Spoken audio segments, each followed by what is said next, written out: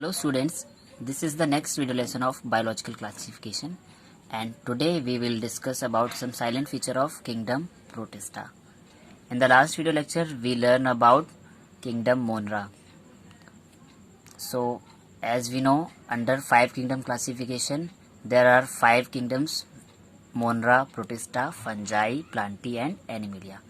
And today we are discussing about the second phylum, that is phylum Protista. चलिए video को start करते हैं और किंगडम प्रोटिस्टा के जितने भी हमारे साइलेंट फीचर्स हैं उन्हें डिस्कस कर लेते हैं. तो first most important point all are unicellular eukaryotes. Means phylum Protista के जितने भी मेंबर्स हैं वो सिंगल सेल वाले हैं, यूनिसेलुलर हैं and eukaryotes means they have well developed cell. Second, some are photosynthetic, यानी कि फाइलम प्रोटिस्टा के कुछ मेंबर्स फोटोसिंथेटिक भी है, मींस अपना फूड खुद से प्रिपेयर कर सकते हैं. हैबिटेट की बात की जाए, हैबिटेट मींस होता है वो लोकेलिटी जहां पर ये प्रेजेंट होते हैं, जहां पर ये पाए जाते हैं. सो इनका जो हैबिटेट है मोस्टली एक्वेटिक, मींस ये मोस्टली अंडर वाटर कंडीशन में ही प्रेजेंट होंगे.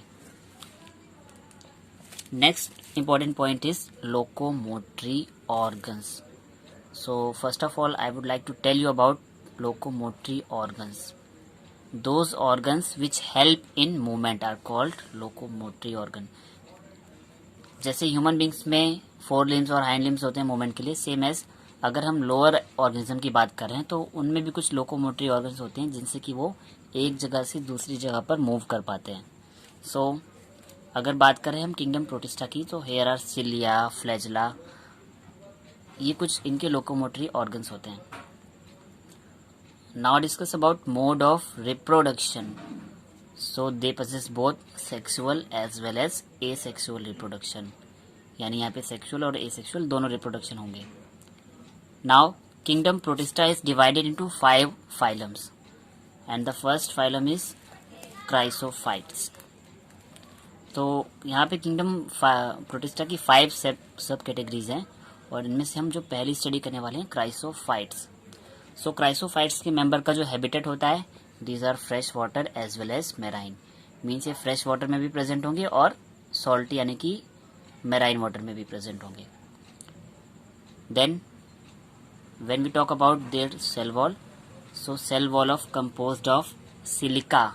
सिलिका एक हार्ड मटेरियल होता है और सिलिका की वजह से their cell wall deposits and form diatomaceous अर्थ.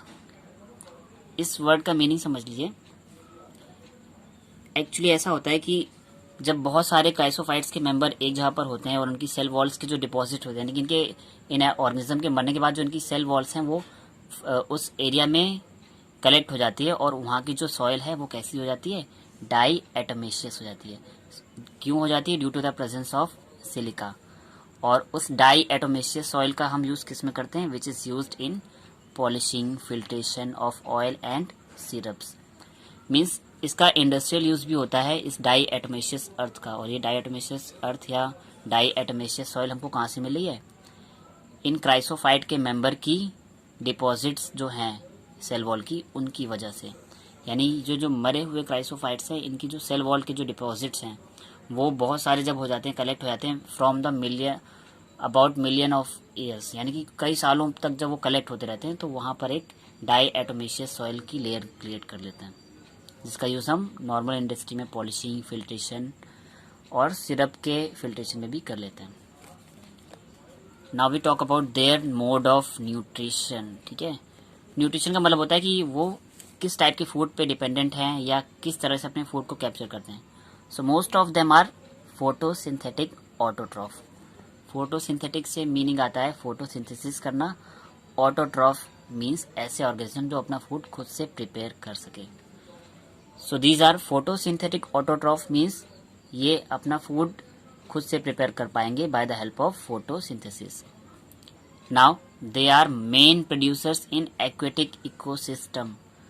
आपने अगर क्लास 10th में इकोसिस्टम के बारे में पढ़ा हो तो प्रोड्यूसर, कंज्यूमर और डिकम्पोजर, हमने 3 लेयर्स पढ़ते हैं. ठीक है, तो अगर प्रोड्यूसर की बात करें तो एक्वेटिक इकोसिस्टम में क्राइसोफाइट्स के जो मेंबर्स हैं वो हमारे मेन प्रोड्यूसर हैं, चीफ प्रोड्यूसर हैं, यानी कि these are lowest organism of trophic level, और ये प्रोड्यूस करेंगे एनर्जी, और इन्हीं के एनर्जी लेवल से आगे के जो नेक्स्ट कंज्यूमर वगैरह है वो इन्हीं पे डिपेंडेंट होंगे। तो इनके जो एग्जांपल है diatoms and golden algae. Diatoms को तो बहुत सारे organism as a food intake करते हैं।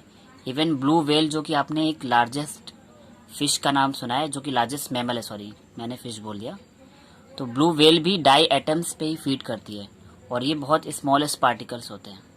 सो इसी वजह से मैंने बोल सकते हैं these are chief producers in aquatic ecosystem.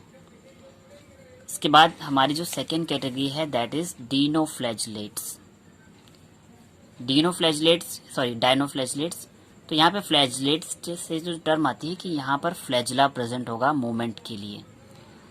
अगर इनके हैबिटेट की बात करें तो मोस्टली मैराइन, मीन्स मोस्टली जो कैसे होंगे, वो सॉल्ट वाटर में रहने वाले ही होंगे, मैराइन होंगे।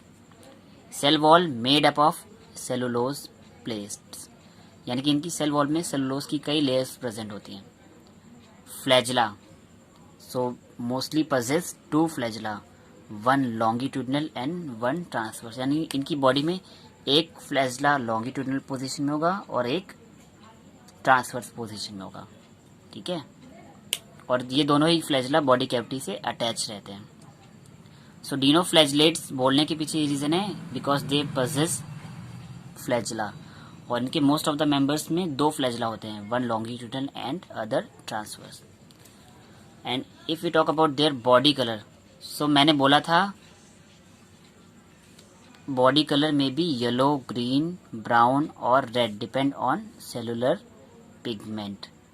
एक्चुअली यहाँ पे एक चीज मिसिंग है, ये भी फोटोसिंथेसिस कर सकते हैं, ठीक है, और these are also photosynthetic autotroph, means कि ये फोटोसिंथेसिस अपना फूड प्रिपेयर कर सकते हैं। बस इनमें क्या होता है कि इनमें बॉडी के पिगमेंट कलर अलग अलग होते हैं, जैसे कि प्लांट में क्लोरोफिल पिगमेंट होता है जो कि ग्रीन कलर का होता है। तो यहाँ पे different type of body colours होते हैं due to the presence of different body pigments, like कुछ येलो कलर के होंगे, कुछ ग्रीन, कुछ ब्लू, कुछ ब्राउन, कुछ red, depend on cellular pigment. अब इनके बॉडी कलर डिपेंड करते हैं कि इनकी बॉडी में सेलुलर पिगमेंट किस कलर का है उस पर।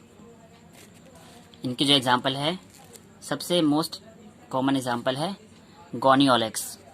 दे make sea red due to the rapid multiplication and also release toxin which kill many other marine animals like fish.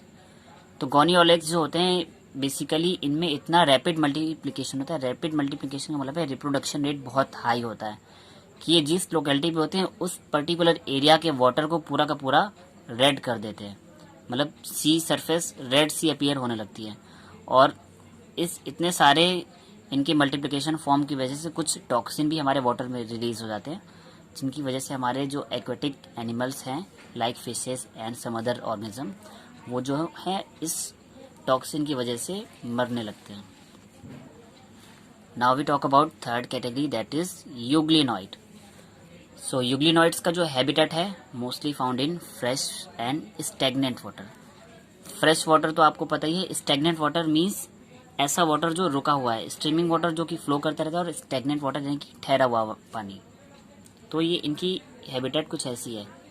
अगर बात करें सेल वॉल की, तो सेल वॉल एब्सेंट होती है, बट सेल वॉल के एवज में a protein rich layer pellicle is present which make their body flexible. So यहाँ पे सेल वॉल नहीं होती, एक प्रोटीन रिच फ्लेक्सिबल लेयर होती है जिसे हम बोलते हैं पेलिकल, जिसकी वजह से इनकी बॉडी रिजिड नहीं होती, इनकी बॉडी फ्लेक्सिबल होती है। लोकोमोशन के लिए इनके पास क्या है, flagella. So they also have 2 flagella but a short and a long flagella. यहाँ पे कुछ इस टाइप के फ्लैजिला होते हैं। आपने अगर यूग्लिना देखा हो तो यूग्लिना की बॉडी कुछ ऐसी होती है,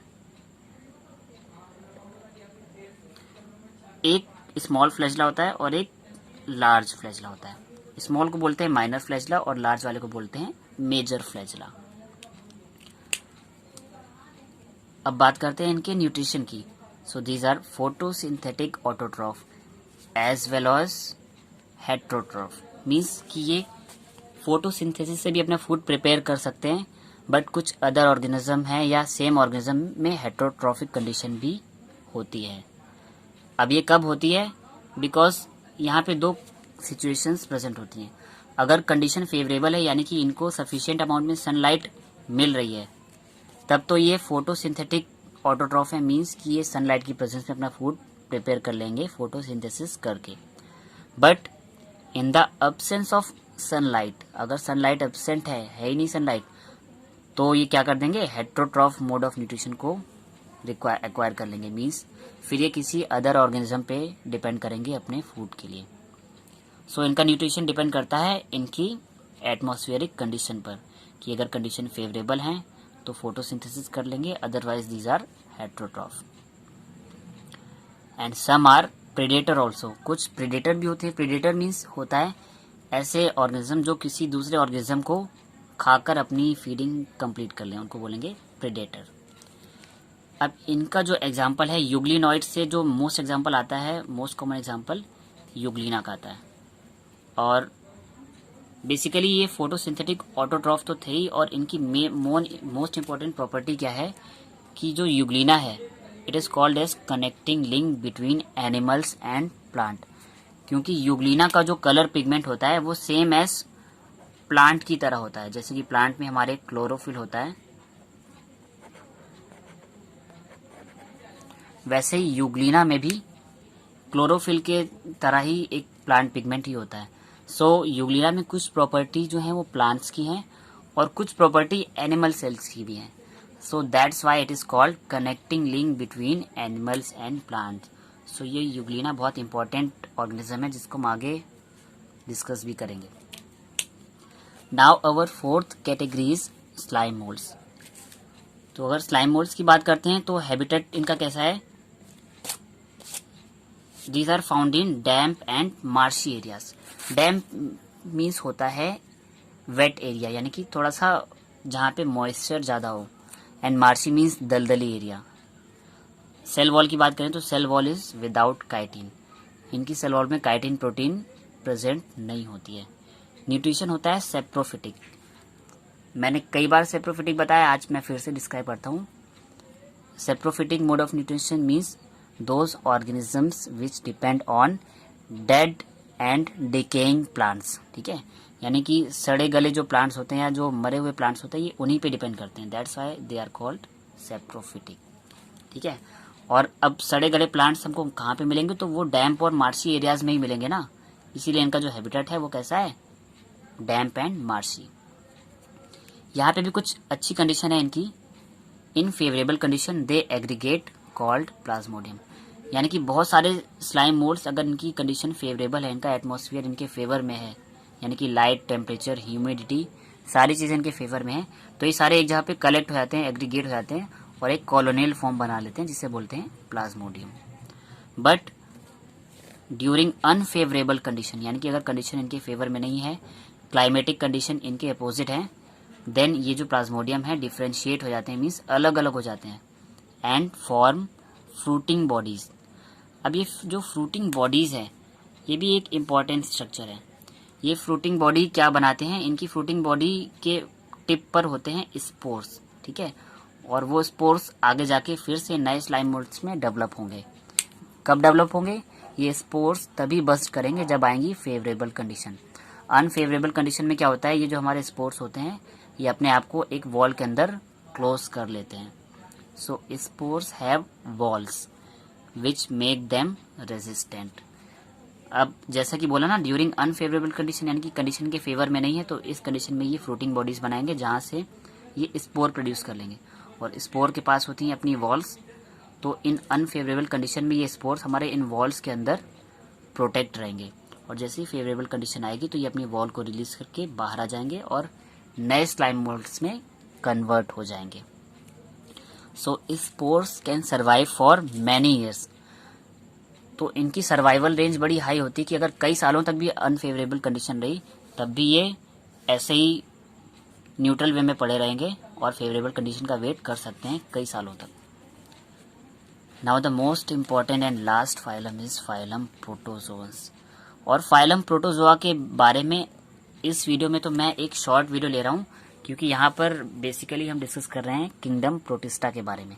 बट नेक्स्ट वीडियो लेक्चर्स में आगे आप जब आपके सिलेबस में एक टॉपिक है एनिमल किंगडम और प्लांट किंगडम, तो एनिमल किंगडम का सबसे फर्स्ट फाइलम है प्रोटोजोआ, जहाँ पे हम एक डिटेल्ड वीडियो लेक्चर लेंगे प्रोटोजोआ के बारे में। सो अभी शॉर्ट में हम समझ लेते हैं प्रोटोजोआ के। अगर हम हैबिटेट की बात करें, fresh water and marine water, यानी कि ये दोनों टाइप के वाटर में प्रेजेंट होगा। Mode of nutrition heterotroph, means ये अदर ऑर्गेनिज्म पे डिपेंड होंगे। प्रेडेटर मीन्स ये किसी अदर ऑर्गेनिज्म को कम्प्लीटली खा भी सकते हैं, इंगल्फ कर सकते हैं। और पैरासाइट, पैरासाइट मीन्स कि किसी ऑर्गेनिज्म के साथ एसोसिएशन में रहेंगे और उनसे अपना न्यूट्रिशन गेन करते रहेंगे और साथ में उनको नुकसान पहुंचाते रहेंगे। अब प्रोटोजोन्स में अगर हम प्रोटो और जोआ दो अलग अलग वर्ड को सेपरेट करें तो प्रोटो से टर्म आती है प्रिमिटिव और जोन्स मीन्स होता है animals. So they are primitive animals on earth. इसलिए जब हम पढ़ेंगे आगे एनिमल किंगडम, तो एनिमल किंगडम के अंदर फर्स्ट फाइलम हमारा यही है प्रोटोजोआ। क्यों है? क्योंकि प्रोटोजोआ को हम फर्स्ट एनिमल्स ऑन अर्थ या primitive animal of the earth बोलते हैं। और इन प्रोटोजोन्स में ही आगे जब मॉडिफिकेशन हुआ था, डेवलपमेंट हुआ था और इवोल्यूशन हुआ था, तब जाके प्रोटोजोआ से सिंगल सेल, सिंगल सेल से मल्टी सेल, सेल से टिश्यू, टिश्यू से ऑर्गन लेवल, और फिर आज जो हम ह्यूमन बींग्स हैं, यानी कि ह्यूमंस को बोलते हैं हम organ system level of organisation. ठीक है, इसलिए ह्यूमन पूरे कंप्लीट ऑर्गेनिज्म है जहाँ पे well defined organ system present है। तो these are modified from protozoans, यानी कि इन प्रोटोजोन्स में ही मिलियन ऑफ ईयर में जो इवोल्यूशन हुए वहीं से ही सारे ऑर्गेनिज्म डेवलप हुए। So that's why they are called primitive animals on earth. इनमें बहुत सारे लोकोमोटिव ऑर्गन्स होते हैं लाइक सिलिया, स्यूडोपोडिया और फ्लैजरा। सो इनको हम डिटेल्ड वीडियो लेक्चर में आपको डिस्क्राइब करेंगे कि सारे ऑर्गन्स जो इनके लोकोमोटिव हैं और इनके हैबिटेट कि ये किस तरह से फंक्शन करते हैं, कैसा मोड ऑफ रिप्रोडक्शन होता है। रिप्रोडक्शन मैं पहले क्लियर कर दूं, यहाँ पे सेक्सुअल, एसेक्सुअल दोनों टाइप का रिप्रोडक्शन होता है। इनके अगर एग्जांपल्स की बात करें तो पैरामीशियम, अमीबा और Trypanosoma etcetera. So students, this video lecture has ended. आज के वीडियो लेक्चर में हम इतना ही स्टडी करते हैं और नेक्स्ट वीडियो लेक्चर में हमने आज फाइलम किंगडम मोनरा प्रोटिस्टा पढ़ लिया। आज हमने मोनरा के बाद आती है फंजाई का number. So next video lecture में हम फंजाई को डिस्कस करेंगे। और इसके पहले वाले वीडियो लेक्चर में जैसे कि मैंने किंगडम मोनरा को डिस्क्राइब किया था, सो ऐसे स्टूडेंट जिनका मोनरा वाला जो पोर्शन है वो मिस हो गया हो, तो मैंने इस वीडियो के डिस्क्रिप्शन में उसका लिंक दे दिया है। आप उस पर क्लिक करके आप किंगडम मोनरा को भी स्टडी कर सकते हैं। Thank you students, have a great day.